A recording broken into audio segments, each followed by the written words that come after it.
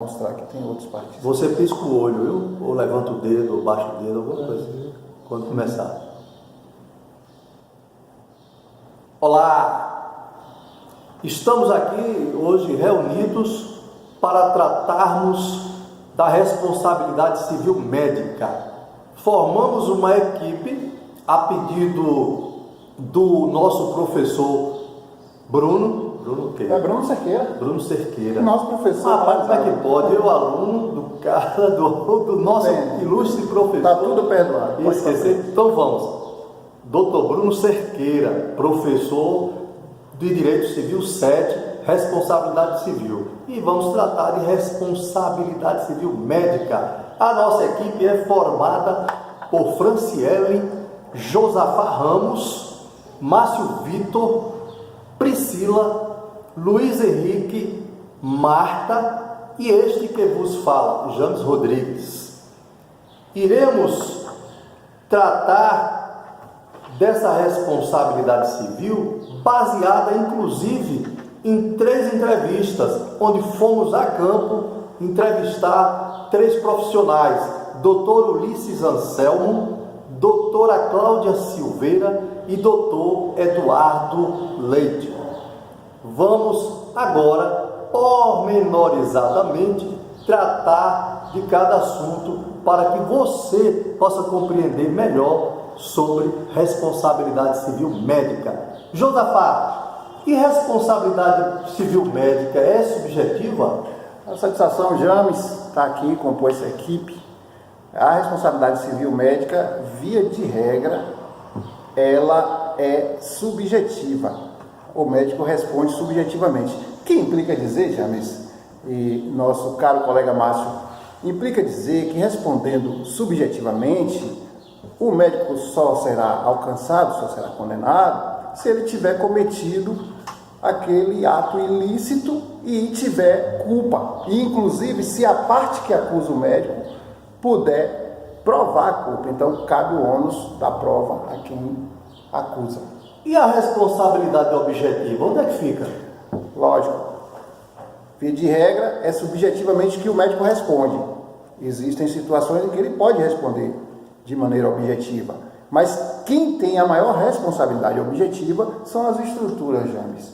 A hospital, por exemplo, quando faz o contrato com os seus, a clientela, enfim, assim como também a estrutura de planos de saúde também tem sua parcela de responsabilidade objetiva. Objetivamente, quando se responde objetivamente, a parte que acusa não precisa provar, já está pressuposto, presumida a responsabilidade há de se indenizar. Então, é isso aí, responsabilidade objetiva, principalmente para os hospitais, porque é uma atividade que por si só já gera risco. Márcio Vitor agora vai falar um pouquinho sobre as falas de doutor Ulisses Anselmo e doutora Cláudia Silveira. Márcio Vitor.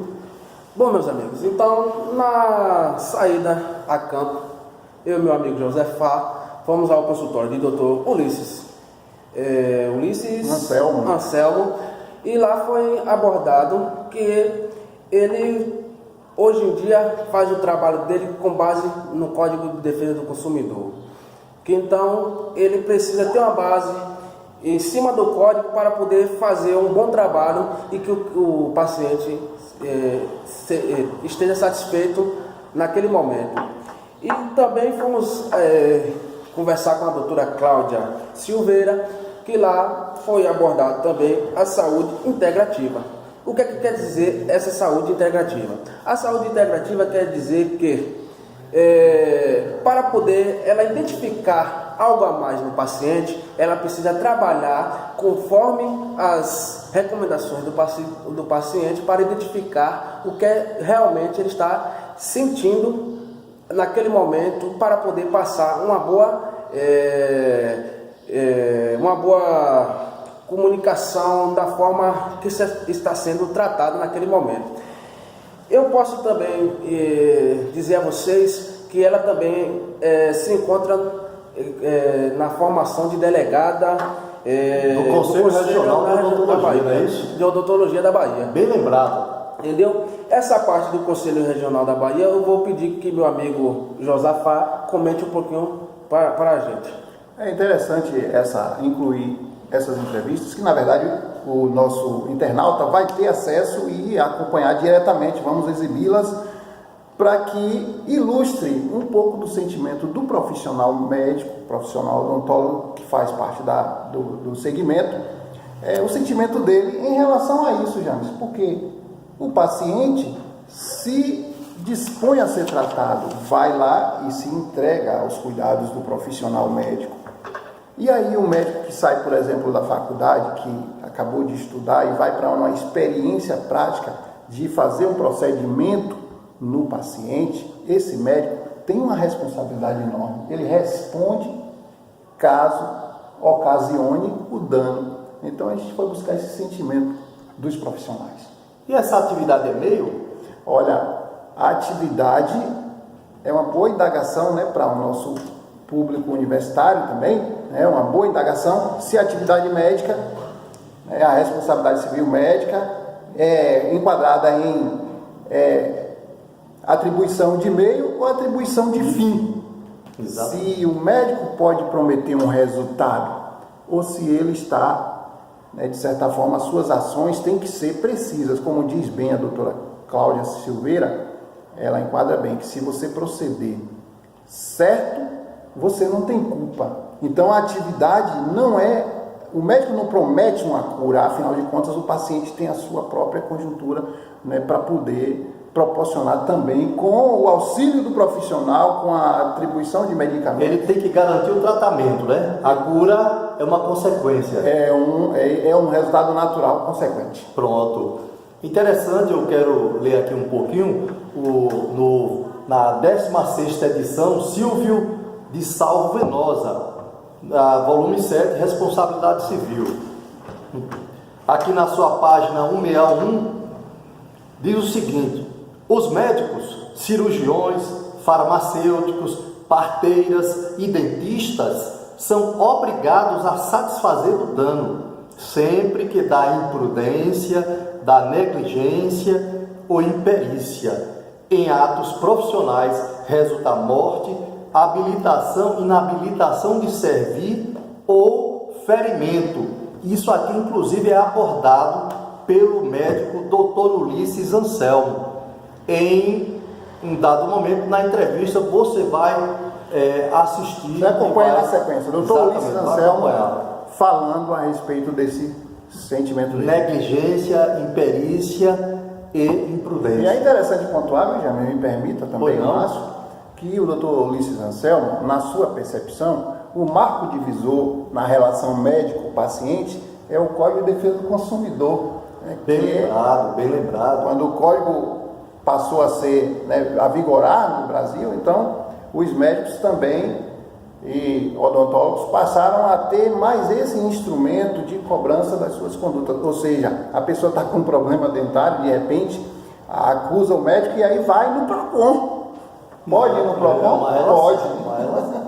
Houve um conflito, tem que procurar algum meio de sancionar esse conflito. Exatamente. Esse conflito. E no PROCON, a forma de enquadramento, tenta-se considerar a atividade como se fosse de fim. Ou seja, o profissional é chamado a responder, às vezes, objetivamente. Não na sua forma objetiva, mas às vezes o juiz, por exemplo, o magistrado, como tem as decisões de tribunais também que acompanham essa direção, invertem, por exemplo, o ônus da prova. Ou seja, em vez de o acusador ter que provar, considera o acusador a parte hipossuficiente, baseado no Código de Defesa do Consumidor, e aí obriga o profissional médico ou odontólogo a provar o contrário, a provar sua inocência, a provar que a outra parte está errada. Ótimo. Então, é interessante que o médico, ele também vai responder objetivamente, isso aqui já foi dito. Por exemplo, ele tem que fazer uma cirurgia no braço direito, de repente ele faz no esquerdo. Aí não tem escapatória. Aí inverteu os Com povos. certeza, então, objetivamente ele responde. ele também responde extracontratualmente se ele fornecer um atestado médico falso. Então, meus caros internautas, estamos aqui diante da responsabilidade civil médica que precisa ser bem aprofundada e estamos gratos com esse momento em que nossa equipe se debruça sobre esse assunto. A gente vai pedir o pessoal para fazer uma curtiçãozinha lá também. Isso, dá um like. Dá um like. Inclusive, Josafá, eu quero lhe perguntar, quero perguntar a Márcio Vitor, que está aqui sempre ao nosso lado, com relação a essa questão da religiosidade. Eu não posso receber sangue de outra pessoa. É interessante esse foco. A gente pede, inclusive, que o internauta preste bem atenção no que a nossa colega colaboradora, também participante do grupo, Franciele, tem a falar. E essa parte é colocada em vídeo aí, pode assistir nesse momento. Pronto. Márcio Vitor está aqui com a gente e essa relação nossa faz com que é uma introdução ao assunto. A gente não pode esgotar uma temática tão aprofundada dessa. Agradecemos às pessoas pela paciência. Para a gente concluir essa questão do sangue, eu quero que você conclua, porque, como o Franciele falou aí no vídeo, você pode observar que mesmo que a pessoa tenha convicção religiosa que seja contrária à doação, e que a gente sabe que existe segmento religioso em que tem isso como uma espécie de dogma, né, de proibição. Não pode doar sangue nem receber sangue doado. Mas o médico está com aquele paciente naquele estado, vai também colaborar com uma omissão? Não vai. O médico pode fazer, ele tem embasamento para isso, Franciele. Exatamente, ótimo. Então, um abraço a todos. E caros amigos, deixa aquele seu like e compartilhe. É isso aí, gente. Forte abraço e vamos à luta! A gente fez uma performance legal.